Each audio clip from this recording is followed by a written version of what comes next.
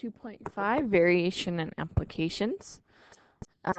First thing that we're going to go over is called direct variation.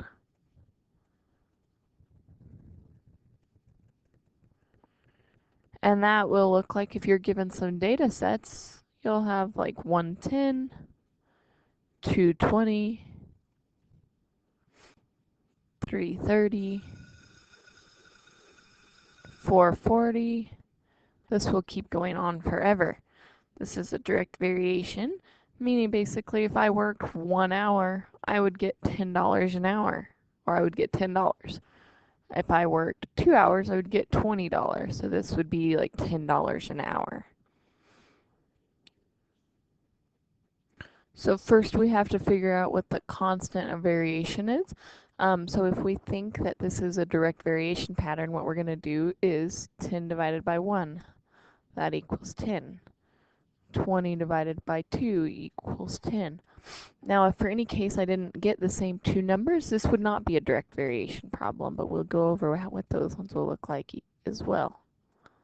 So 30 divided by 3 also equals 10. 40 divided by 4 also equals 10. Cool. Since I got the same thing each time, my constant of variation equals 10. So K is the constant of variation.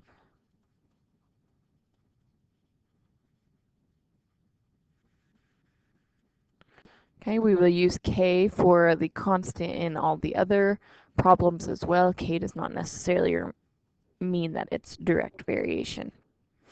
Okay, it's also called the constant of proportionality. If I were to read this, it gives you a few examples of what it might actually read on page 211. It might say that y is directly proportional to x.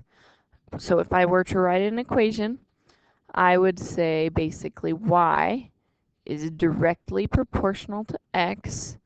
This is what my equation would look like. Remember that we can replace y with f of x. And since I have found what my k is, my equation for something like this would just be 10x. So a word problem with this, not necessarily in context of anything, it would just say find the variation constant and an equation of variation in which y varies directly as x.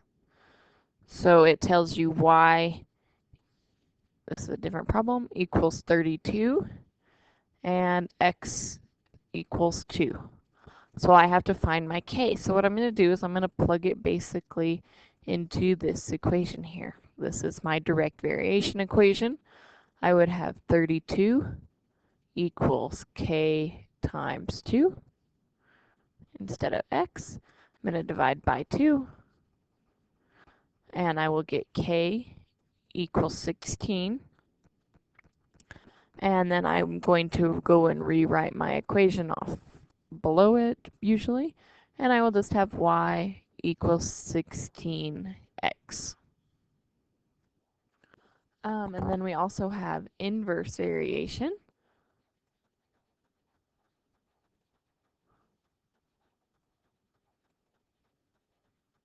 Oops, I can't spell variation.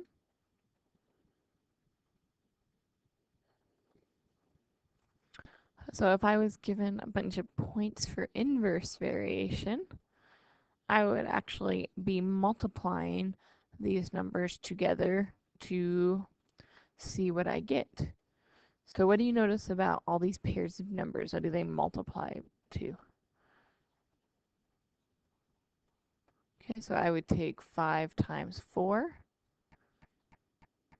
So probably if I was not told what sort of variation I would do, first of all, I would try direct variation, and I would say, is 5 times 4 equal, or 5 divided by 4 equal to 10 divided by 2? No, because those are not the same thing. So now what I'm going to try to do is try to actually test for inverse variation, and I'm going to take 5 times 4, that equals 20. What is 10 times 2? That equals 20. 20 times 1, my pen stopped working.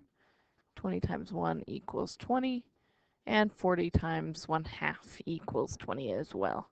So this tells me that it's an inverse variation thing. And my constant of variation, I'm going to find that. In this case, we've already found that our constant of variation is 20. So if I had to write an equation, I would have t equals 20 divided by r. I could also write it as r times t equals 20. Okay, and x's and y's, that you will usually see y equals k over x. So in this case, our equation for this guy in y's and x's will be the same thing as that guy. So y equals 20 over x. So, and if I had to look at a graph of this thing, it would be like that. So on page 213, they have example 3, and it says find the variation constant when an equation of variation in which y varies inversely as x. So that's what it'll say, is inversely as x. It tells you y equals 16 and x equals 3. So since y varies inversely as x, I'm going to actually plug in my x and my y. Okay, this is the easiest way to actually find my constant of variation. I'm just going to do 16 times 3 equals k.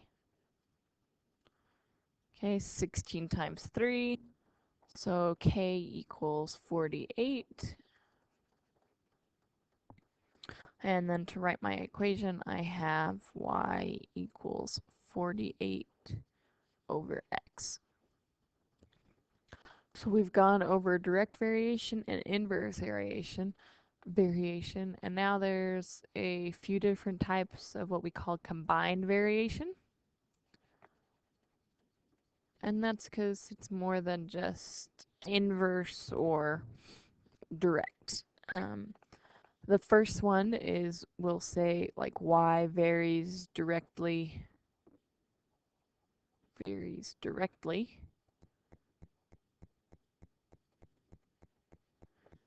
as the nth power of x.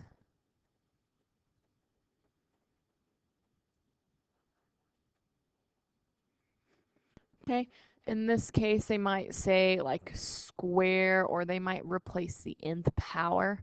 They might write the square or the cubed.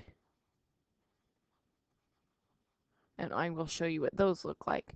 So just for the general form, it will be y equals your constant of variation, which you might have to find, times x to some nth power.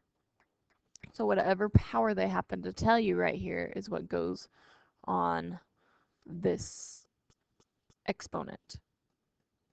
So now if I say square, y varies directly as the square of x, it will be y equals, oh, my thing is not, okay, so I should have y equals k to the sum x, and if I'm doing squared, it will be x squared.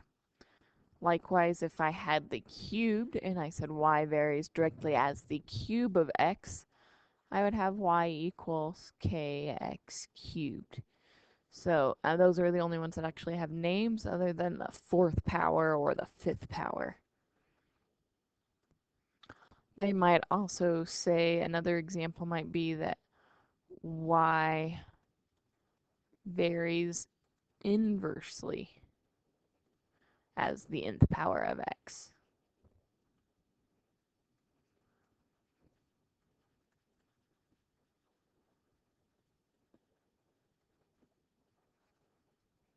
Okay, what that will look like in a general term will be y equals my constant of variation over x to the nth power. Okay, so that's this n. Now if I said inversely as the square, I bet you guys can do this now. And that will be y equals k over x squared. If I said cubed, it would be y equals k over x cubed. Now if we said y varies jointly, so I have y varies jointly as x and z. I can't spell jointly as x and z. What that will look like is I usually have y equals k x for direct variation. I will also add in multiplication by z. So whatever I vary jointly by, you have your k, and then whatever letters you have here. Let's do a few examples. So number 14, it says, the Jimmers decide to give their children a weekly allowance that is directly proportional to their age. Their 6-year-old daughter receives an allowance of $4.50. What is their 11-year-old son's allowance? So at 6 years old, I am getting $4.50. The question is, what do I get if I'm 11 years old? I am looking for this y. So first I need to find out what my constant of proportionality is. So in direct, so since I was told that this was direct, I will have y equals some k times x. So I'm looking for my k first of all. My y is 4.5 equals k times 6. So I'm going to divide this by 6. So 4.5 divided by 6 would be 75 cents per year. That's my constant of proportionality, and this should actually be a small k. I'm just sloppy. Try not to go back between capitals and little lowercase. So my general equation would be y equals 0.75x. I was going to draw a k and I did the wrong thing. So 0.75x, so how much would I make if I was 11 years old? Then I'm going to plug that back in. I have y equals 0.75 times 11. And when you multiply that out, you would get $8.25. Then the next problem is number 19, and it is an inverse variation problem. Says the time t required to do a job varies inversely as the number of people p working. It takes 5 hours for 7 bricklayers. So it takes 5 hours for 7 bricklayers to build a park wall. How long will it take 10 bricklayers? So in inverse variation, since I'm told it's inverse, I will take my y equals k over x.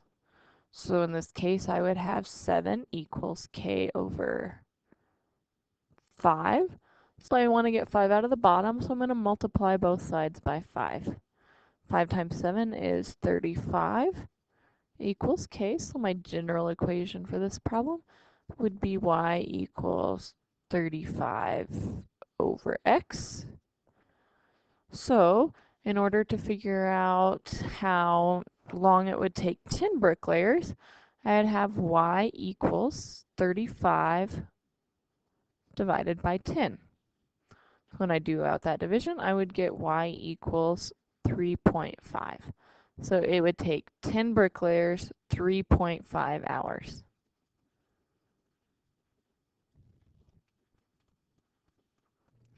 So the next example is number 26, and it says y varies inversely as the square of x, and I'm told y equals 6 when x equals 3. So if I had to put that in a point, I would say 3, 6. And it says y varies directly as the square of x. So y varies directly as the square of x. So when I go and put this into an equation, I would have 6 equals k times 3 squared.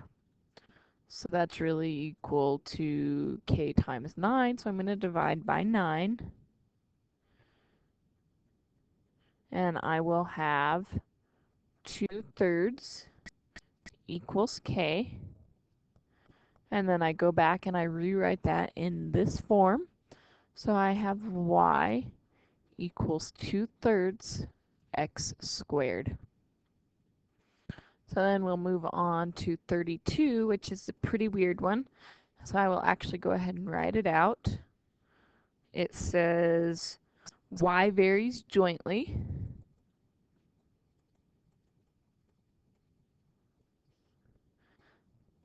as x and z and inversely as w. And I am told y equals 3/2 when x equals 2, z equals 3, and w equals 4. So in order to set up this equation, so we'll do like this first sentence first. So y varies directly. Don't forget about your constant of variation. That's actually what we need to solve for. So we have always y equals k, and then since I have jointly, I will have xz on top. And inversely as w means w is going to go to the bottom. Now I'm going to go plug things in since I have my equation, what it looks like. I will have 3/2 equals k, because that's what I'm looking for, times 2 times 3 divided by 4. So I really never like working with anything in the denominator. So what I'm going to do is I'm going to multiply both sides by 4/1, if I can erase. So by 4/1. So that's going to cross simplify. And on the left side, I will have 6 equals k times 2 times 3, which will also be 6. And so I will go ahead and I'll divide by 6. I'll just write a 6 here. When I divide by 6 over here, I will just get k equals 1. Being really sloppy with these upper and lower cases. So when I go and rewrite my equation back in my original form, I have y equals 1xz over w. Anytime I just have 1 as my constant of variation, it's nice to write it so that I know that you didn't forget your k, but you really don't actually have to for notation. You don't have to over w. So you could just write it like this. If I'm checking your answers, I would much rather see this so that I just know that you didn't forget your k somewhere. So the next one I will do is 34. And it says y varies jointly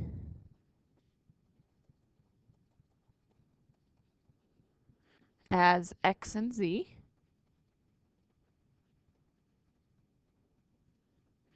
and inversely as the square of w.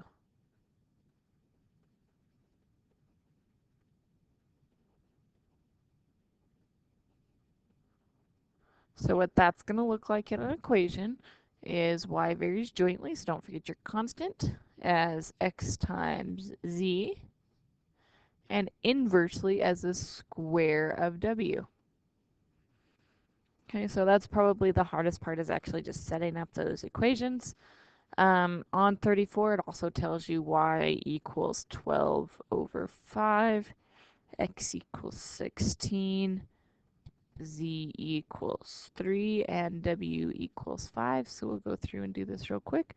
I will have 12/5 equals k times 16 times 3 all over 5. I'm going to multiply by 5 to get the 5 out of the bottom on the right-hand side, which is also going to simplify on the left side to just 12 equals k times 16 times 3, which is going to be 48. 12 divided by 48 except for I forgot to square my w. So I'm actually going to multiply both sides by 25. So over here I will have 5 and down here I'll have 1. Sorry about that.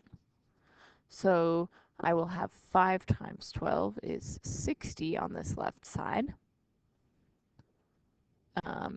60 divided by 48, so what goes into both 60 and 48, and that would be 12.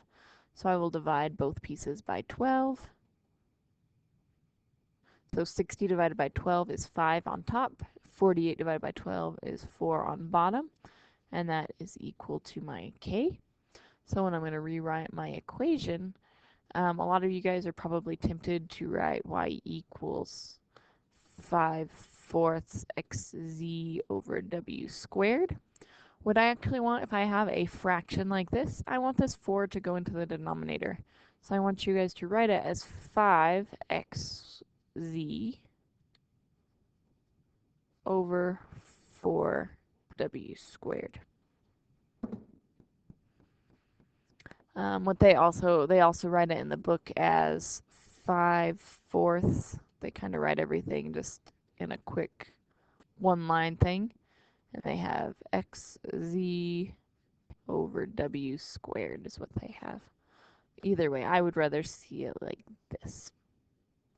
And we'll real fast do a word problem with inverse and direct and the square things. So we'll do number 38. So I'll read it. It says, the weight W of an object varies inversely as the square of the distance from the center of the Earth. At sea level, which is 3,978 miles from the center of the Earth, an astronaut weighs 220 pounds. So at 3,978, I weigh 220 pounds. And they want to know how much he will weigh 200 miles above the surface of the Earth. So I have to do 3,978 plus 200 for my x value, and I am looking for how much I'm going to weigh. So for my equation, I have W equals, should be k over d squared. So my weight here, so we'll look for my k with my original points. I have 3,978 equals k over 220 squared. How about I put my weight and my distance in the right place? I couldn't figure out why this was not working out and not making sense. So my weight is 220 pounds times my equals my k over 3,978 squared. So that will give me some ginormous number when I actually do that out. And in order to get that out of the bottom, I'm going to multiply by 15,824,484. Okay, so 220 times all that stuff.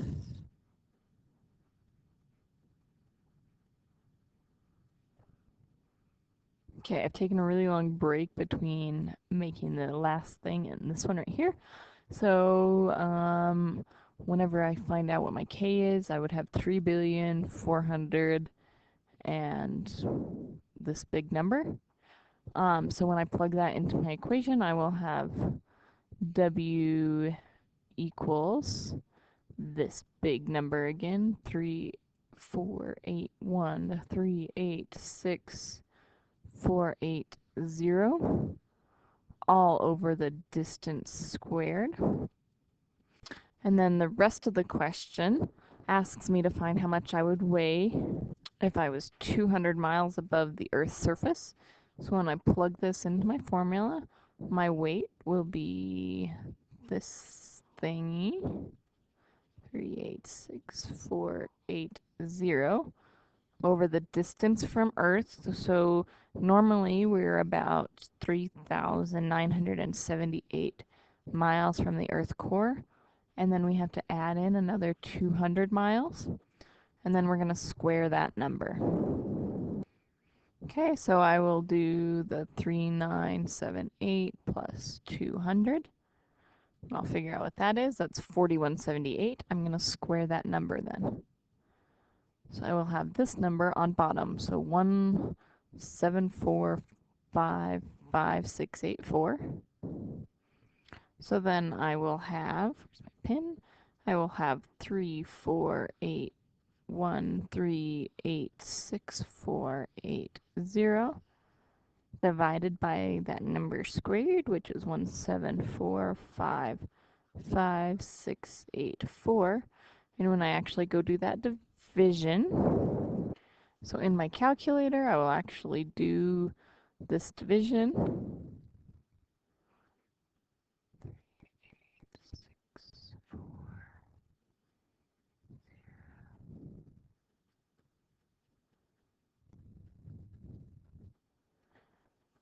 And I get 199.44. So that means if I was 200 miles away from the Earth's surface, I would weigh about 199 pounds. So my XY would be 4178, comma 199. So on page 217, I want you guys to do numbers 1 through 45 odds. So that's like 22, 23 problems. Okay, and we will work on this Monday in class.